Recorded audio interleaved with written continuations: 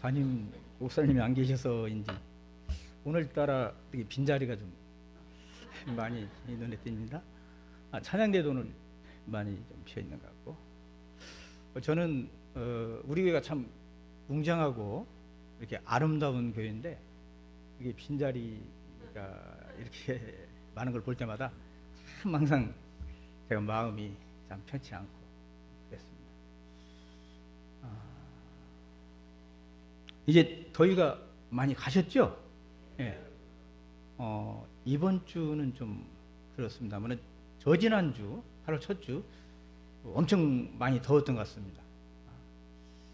어떤 초등학생은 날씨가 한여름맛 같아요 라고 표현을 하더라고요. 그만큼 엄청 좀 무더웠지 않았나. 근데 저희는 그때 이사를 했습니다.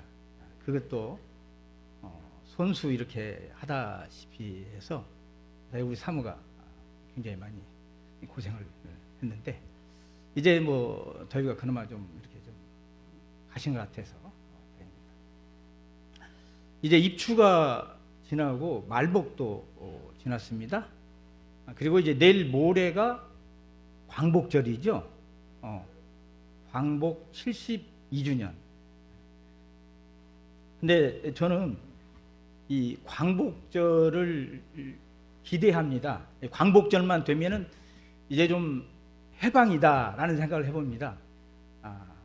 우리나라가 72년 전 일제 35년에서 벗어나서 이제 광복절 해방이지만, 또 이렇게 또 시기적으로 광복절이 되면은 더위가 이제 많이 가시고 해서, 이 광복절이 되면 이제 이 더위로부터 이제 해방 아닌가, 이런 생각을 좀 가져봅니다. 하여간 무더운 여름 지내시느라 고생들 많으셨고, 또 여러 가지 어려운 가운데서도 오늘 저와 여러분들이 이렇게 건강한 모습으로 이 자리에 이렇게 함께 할 수 있다는 사실이 또 얼마나 감사한 일인지 모릅니다. 우리 옆에 계신 분들과 같이 한번 인사 나누겠습니다. 감사합니다. 예, 감사합니다. 오늘 건강한 모습으로 함께 예배하게 된 거 정말 얼마나 감사합니까? 기도드리겠습니다. 좋으신 하나님 아버지, 감사드립니다. 오늘도 저희들을 불러주신 거 감사드립니다. 이 모양 저 모양 우리 주변에 많은 어려움도 있고, 또 저희들이 무더위에 많이 그동안 지쳐 있었지만은 저희들 오늘 불러주셨사오니 주님께서 저희들에게 이 한 시간 신령한 복을 더해 주시고 한량없는 은혜의 은혜를 더하여 주시옵소서. 휴가차 이제 미국 가신 우리 목사님도 보다 건강하게 즐겁게, 그리고 또 영적으로 더 충전하고 다시 한번 재무장해서 우리 아름다운 교회를 더욱더 아름답게 읽어갈 수 있는 주의 종이 될 수 있도록 주님 붙들어 주시옵시고, 이 시간 보잘것없는 종을 주님 불쌍히 여겨 주시고 성령의 갑 주입해 주시고, 종의 입술에 주의 말씀을 담아 주셔서 이 시간 말씀을 통해서 저희들이 다시 한번 우리 스스로를 다잡아가며 주의 사람으로 더욱더 잘 만들어갈 수 있는 이 한 시간이 되게 하여 주시옵소서. 우리 구주 예수님의 이름으로 기도드리옵나이다. 아멘.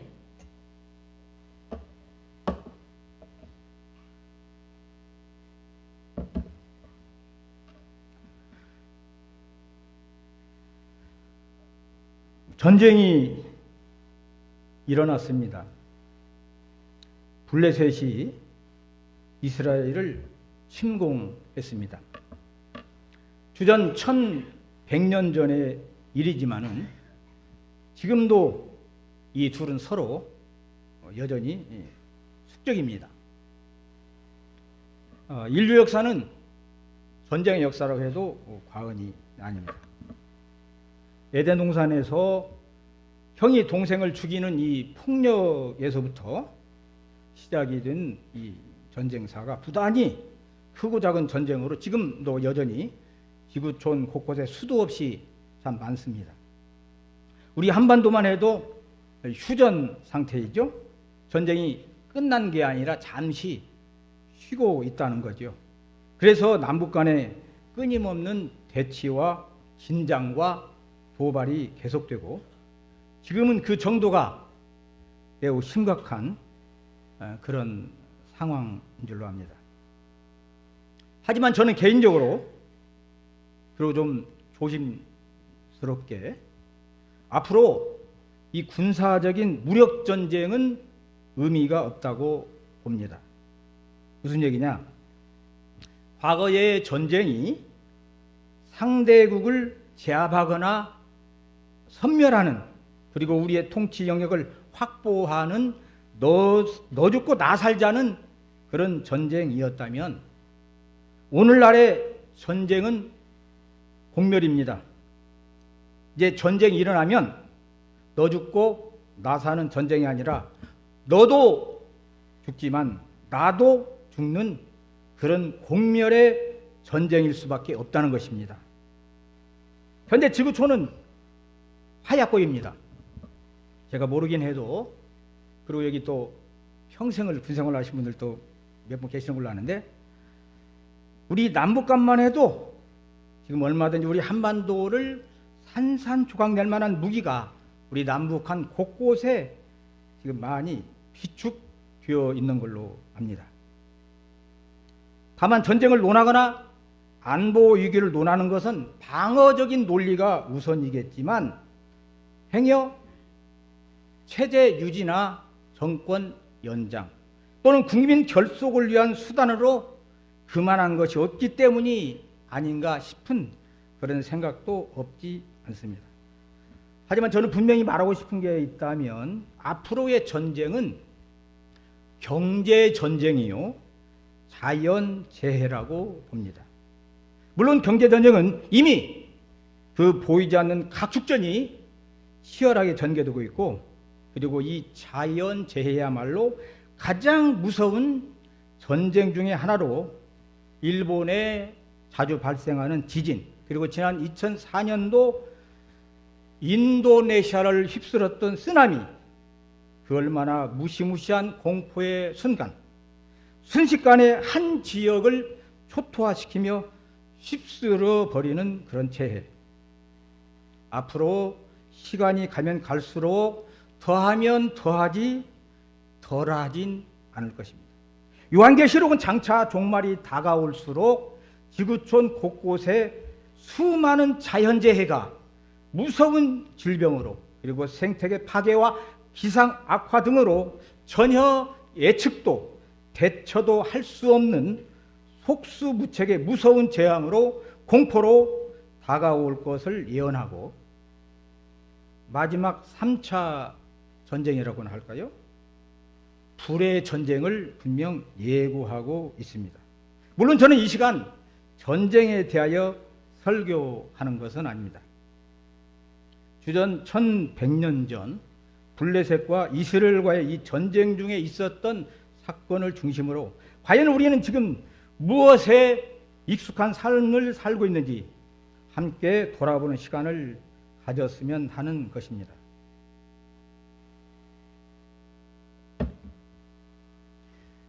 블레셋은 아주 집요하고 거칠은 종족입니다. 일찍이 지중해 연안의 해안가에서 출발한 종족으로 이스라엘 역사의 가장 골치 아픈 끈질긴 상대로 바로 오늘날 팔레스틴의 정체가 바로 그들입니다. 오늘날의 전쟁이 첨단 기술의 대단히 공격적 전쟁이라면 당시의 전쟁은 재래식의 원시적 전쟁으로 백병전 또는 육탄전일 수밖에 없는 상황에서 때로는 집단적인 인해전술적인 힘의 전략으로 적을 공략하기도 하고, 오늘의 본문 말씀과 같이 한편의 그 1인자가 대표적인 입장에서 많은 희생과 전력을 낭비하지 않고 상대방 기세를 꺾어서 제압하는 수단으로 당대 최고의 장수로 그 기골이 장대하여 3m가 넘는 큰 키와 기계로 타의 추종을 불허하는 골리앗이 등장해서 이스라엘을 위협합니다. 그리고 어느덧 시간이 흘러 40일이 되었습니다. 이제 머지않아 골리앗을 앞세운 블레셋이 이스라엘 짓밟아 쑥대밭을 만들지 않을까 싶습니다. 그러나 당시 이스라엘 왕 사울이나 군사들은 골리앗에 대하여 너무나 잘 알고 있기 때문에 섣불리 대항치 못하고 그저 전전긍긍 무서워 떨고 있을 뿐입니다. 그런데 이때 한 소년이 나타났습니다. 하나님께서 보내신 것일까요? 그의 나이는 우리가 확실히 알기 어렵지만은 채 20살이 되지 않은 홍안의 소년, 이스라엘 인간의 작은 시골 마을 베들레헴의 이세라는 한 나이 많은 사람이 8번째 아들로 아버지의 신분으로 전장에 나간 이 세 형들에게 먹을 것을 갖다 주고 그들의 안부를 알아보기 위해서 전장에 나타나게 된 것입니다. 다윗은 어린 나이지만 이미 골리앗에 대한 소문을 알고 있고 또 어느 정도 궁금증이 없는 것도 아니었는데 막상 전장에 와서 직접 이 골리앗이 큰 소리하며 하나님의 백성 이스라엘을 위협하며 모욕하는 것을 보니까 화가 납니다. 다윗은 분개하여 이 할례 없는 블레셋 사람이 누구간데 사시는 하나님의 군대를 모욕하는가 소리를 높였습니다. 그때 마침 그 말을 들은 사람 하나가 기다렸다는 듯이 잽싸게 사울 왕에게 이 사실을 고하고 사울 왕은 그저 상황이 너무 긴박하고 다급하던 터에 모처럼 누군가가 나서서 골리앗을 대항하겠다고 하니 서둘러 다윗을 불러 세웁니다. 다윗은 사울 왕 앞에 고하기를 그를 인하여 사람이 낙담하지 말 것이라 주의 종이 가서 저 블레셋 사람과 싸우리다라고 합니다.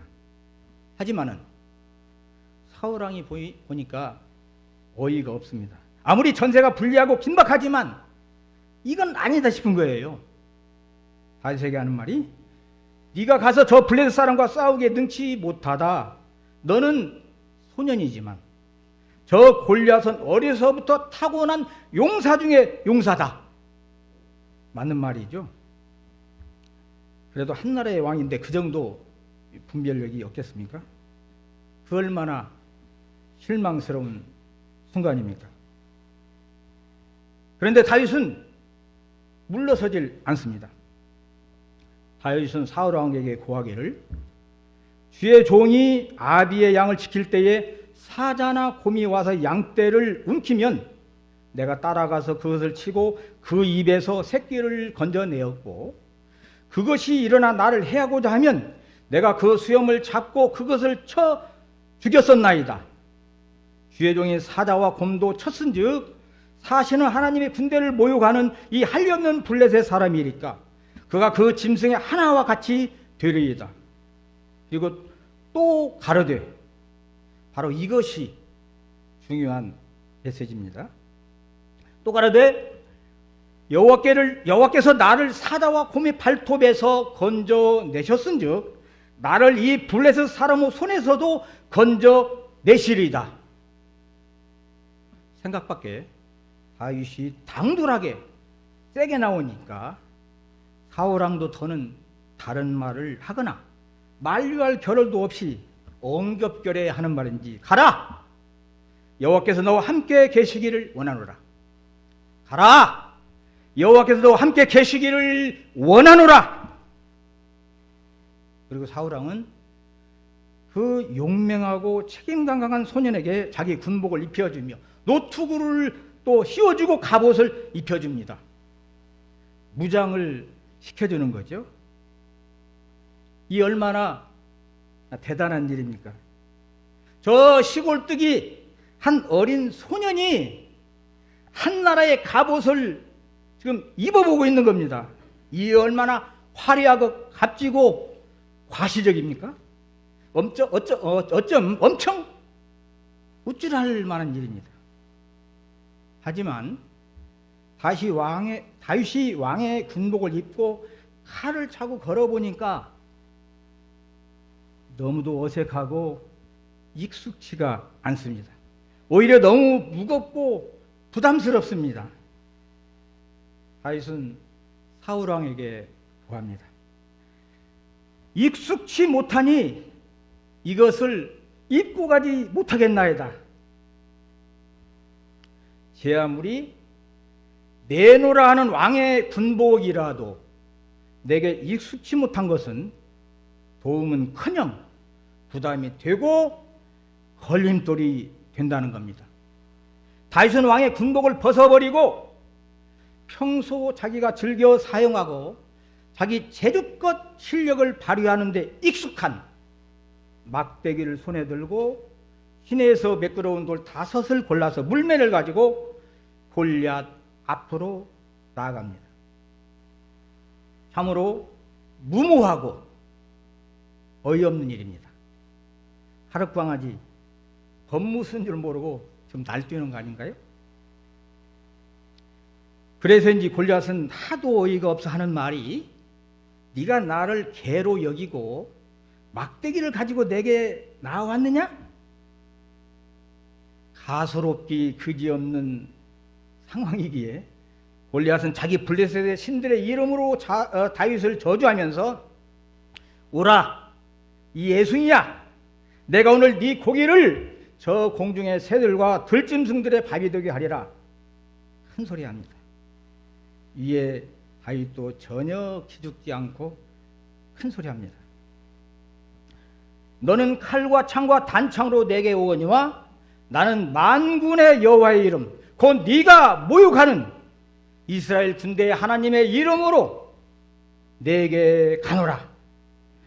오늘 여호와께서 너를 내 손에 붙이시리니 오늘 여호와께서 너를 내 손에 붙이시리니 내가 너를 쳐서 내 머리를 베고 블레셋 군대의 시체로 오늘날 공중의 새와 땅의 들짐승에게 주어 온 땅으로 이스라엘의 하나님이 계신 줄 알게 하겠고 또 여호와의 구원하심이 칼과 창에 있지 아니함을 이 무리로 알게 하리라. 전쟁은 여호와께 속한 것인즉 그가 너희를 우리 손에 붙이시리라. 참으로 다윗의 선포는 기가 막힙니다. 감동적입니다. 바로 이 모든 상황을 지켜보시는 하나님을 감동시키는 신앙 고백이 아니겠습니까? 물론 골리앗은 다윗이 뭐라고 떠들는지 신경 쓰지 않고 다윗에게 뚜벅뚜벅 다가와서 단칼에 그를 쳐 없애버릴 기세입니다. 마치 시골에서 그 애들이 그 꼬챙이를 이렇게 만들어가지고 개구리를 찔러서 공중에 잡아 흔들듯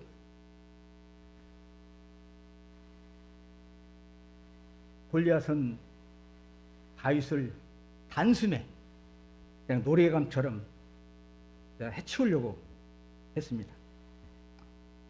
하지만 다윗은 물러서지 않고 골리앗을 향하여 달려가면서 주머니에 돌 하나를 꺼내어 물매를 힘차게 던져 골리앗의 이마에 던졌습니다. 성경은 명중했다고 합니다. 명중! 어쩌면 그 이마에 그렇게 딱 맞아 들어가느냐 이 말입니다. 돌의 크기가 얼마나 되는지 그리고 그 속도가 얼마나 되는지 그 속도가 얼마나 되는지 알 수 없지만 이 돌은 그 이마에 박히고 골리앗은 결국 엎드러지고 말았습니다. 할렐루야. 이 돌이야말로 예수 그리스도 바로 그분인 줄로 믿습니다.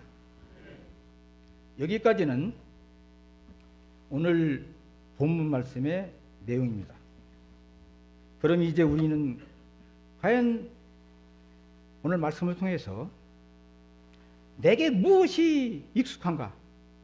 과연 난 지금 무엇에 익숙한 삶을 살고 있는가? 그리고 그 결과는 어떤 결과를 가져오는가를 한번 따져봤으면 하는 그런 시간입니다. 어린 소년 다윗이 사울 왕의 군복을 입어보니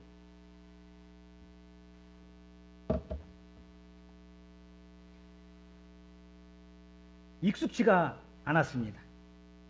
제 아무리 한나라 왕의 군복이요, 그 화려하고 위압적이며 과시적인 군복도 내 수준에, 내 격에, 내 분수에 걸맞지 않으면, 익숙한 것이 아니면 그것은 내 인생의 발목을 잡는 것이요, 자칫 나를 불행의 함정에 빠뜨릴 수 있는 덫이 되고 마는 겁니다. 오늘날 많은 사람들은 자기 분수나 역량은 생각을 안 하고 외향적이며 상대적인, 그리고 과시적인데 많이 그 인생을 치중하다가 또 투자하다가 낭패를 당합니다. 하지만 성도라면 무엇에 익숙해야 하겠습니까? 혹시 드라마를 즐기며 여행이나 여해 생활에 익숙하십니까? 예, 그것도 우리가 무시할 일은 아니죠. 그러나 영적인 가치관으로 거룩한 생활 습관이 몸에 젖어 있는 성도라고 한다면 성경을 읽고 전도하며 기도하는 생활에 더 익숙해 있을 것입니다. 어떤 사람들은 자기도 그걸 잘 모를 수도 물론 있겠습니다만은 불평불만하는데 익숙하고 짜증하고 역정하는 일에, 그리고 남을 흉보고 용케 자기 것은 잘 챙기는데 익숙한 사람이 있습니다. 그런데 어떤 분들은 항상 감사하고 양보하고 감싸주고 섬기는 데 익숙한 분들이 또 얼마나 많은지 모릅니다. 우리는 여름이면 바다와 계곡을 찾아가는데 익숙합니다. 해외여행 가는 분들도 참 많더라고요. 그런데 여름만 되면 동남아에 달려가시는 내외분이 있습니다. 선교하는 일이 사명이요 몸에 배어 있어서 여름이면 그 무덥고 열악한 환경에 익숙하기로 습관처럼 달려가십니다. 그것도 돈봉투를 들고 말입니다. 참 부럽고 존경스럽고 감사합니다. 우리 주님께서 크게 영광 받으시고 신령한 복으로 넉넉하게 또 넘치도록 채워주심을 믿습니다. 누가복음 22장 39절에 보면 예수님께서 나가서 습관을 좇아 감람산에 가시매 제자들도 쫓았더니, 예수님의 습관은 기도 생활 하시는데 아주 익숙하셨다는 겁니다. 그리고 히브리서 10장 25절은 모이기를 패하는 어떤 사람들의 습관과 같이 하지 말고 오직 권하여 그날이 가까움을 볼수록 더욱 그리하자 라고 하셨습니다. 다시 말하면 참으로 신실한 성도라고 하면 모이는데 익숙하고 성경 보며 기도하는데 익숙해서 성경을 안 보면 밥맛이 없는 겁니다. 전도하지 않으면 좀이 쑤시는 겁니다. 기도하지 않으면 잠이 안 오는 겁니다. 저와 여러분들이 바로 이 정도로 믿음의 선수가 되고 복음의 달인이 되어야 할 줄로 믿습니다. 어떤 사람은 아침에 눈을 뜨면 담배 먼저 찾는다고 그래요. 근데 어떤 성도는 눈을 뜨면 먼저 주님 앞에 무릎을 꿇습니다.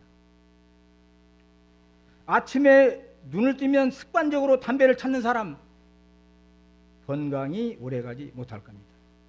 그러나 아침에 눈만 뜨면 습관적으로 자기도 모르게 몸에 젖어 있어서, 몸에 배어있는 습관이 있어서 주님 앞에 무릎 꿇고 말씀을 묵상하는 성도는 영육간의 건강과 그 미래가 보장되는 줄로 믿습니다. 사랑하는 아름다운 성도 여러분, 여러분들의 자녀들에게, 그리고 여러분들의 손주나 조카들에게 어려서부터 성경을 읽는 습관과 주님 앞에 무릎 꿇는 데 익숙한 사람이 되도록 해보십시오. 결코 빗나가지 않습니다. 결코 기대를 저버리지 않을 것입니다. 이 시대의 다윗이 많이 등장할 수 있기를 축복합니다. 살아가는데 무슨 문제가 있고 걸림돌이 있습니까? 다윗처럼 영적인 감각이 민감한 성도가 된다면 우리는 그 어떤 난관에서도 자유할 수가 있고 승리할 수 있습니다. 누가 교회를 헐뜯고 하나님을 얕잡아 보는데 해도 반응할 줄 모르고 여러 가지 불의와 부정에 눈을 감아버린다면 누가 그런 사람을 우리가 신실한 성도라고 또 믿을 만한 사람이라고 어떻게 우리가 받아들일 수가 있겠습니까? 다윗의 물맷돌, 그거 대단한 거 아닙니다. 별거 아닙니다. 중요한 것은 우리가 시편을 보면 평소 다윗의 생활 속에 하나님 말씀의 능력이 젖어 있고 찬양과 경건에 익숙하기에 골리앗이 이스라엘과 하나님을 모욕하고 부정할 때 그의 영적인 감각이 자극을 받아서 하나님의 이름으로 골리앗 앞에 나가고 그는 결국 승리하여서 나라를 위기에서 구하고 차세대의 주인공으로 떠오르게 된 것입니다.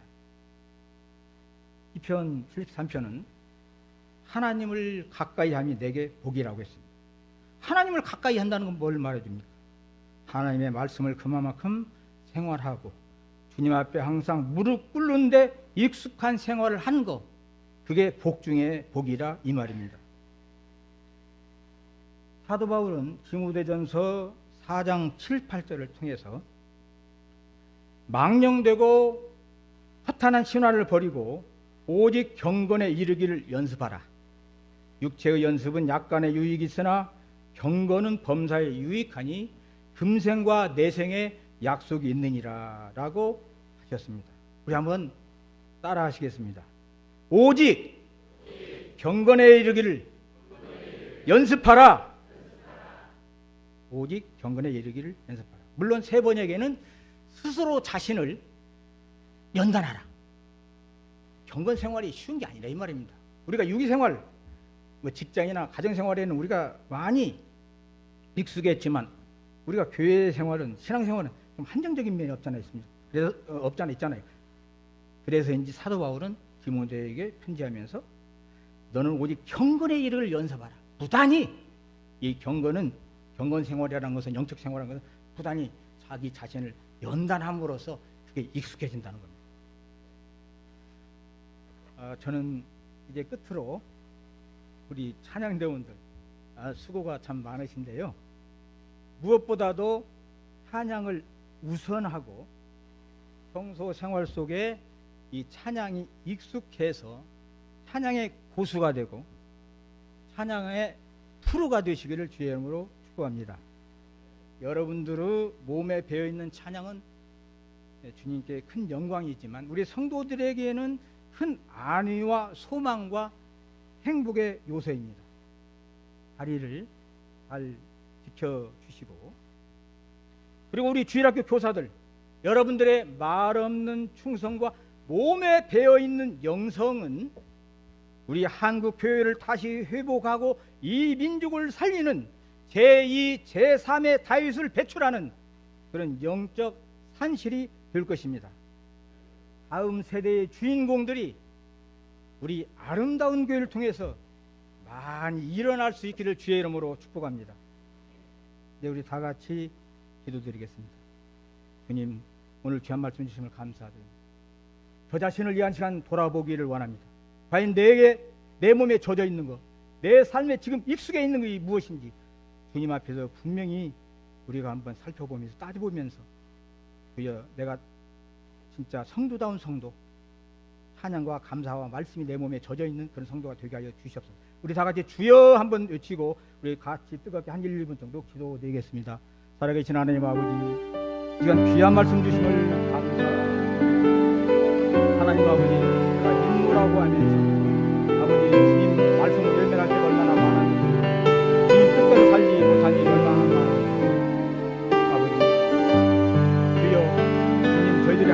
주님 앞에 부끄럽지 않은 그런 성도가 될 수 있도록 영적인 감각에 반응할 수 있는, 영적인 감각에 자극을 가질 수 있는 그런 성도들 되도록 주님 도와주시옵소서. 주님의 마음을 아프게 하는 한번이 아닌 것을 고백합니다. 주여 주님의 뜻을 거스립니다. 한번이 아닌 것을 고백합니다. 용서하여 주시옵소서. 주여 우리도 다윗처럼 주님의 말씀을 항상 무장하시는 성도 되게 하여 주시옵소서. 주님 편에 수 있는 자가 되게 하여 주시옵소서. 하나님의 편은 결코 세상을 무서워하지 않냐고 사람을 의식하지 않을 줄로 믿습니다. 아버지 하나님, 귀한 말씀 주심을 감사드립니다. 주여 참으로 우리 자신을 다시 한번 돌아봅니다. 우리가 믿는다고 하면서 우리 삶에 무엇이 익숙한지, 나는 무엇이 내 몸에 젖어 있는지 배어 있는지 한번 생각하면서 우리도 다윗처럼 우리 삶에 하나님 말씀과 그 능력과 은혜가 항상 젖어 있도록 말씀 무장하고 항상 깨어 있는 자들 될 수 있도록 주님 저희들을 붙들어 주시옵소서. 성령 충만한 자들 되도록 주의 저들에게 큰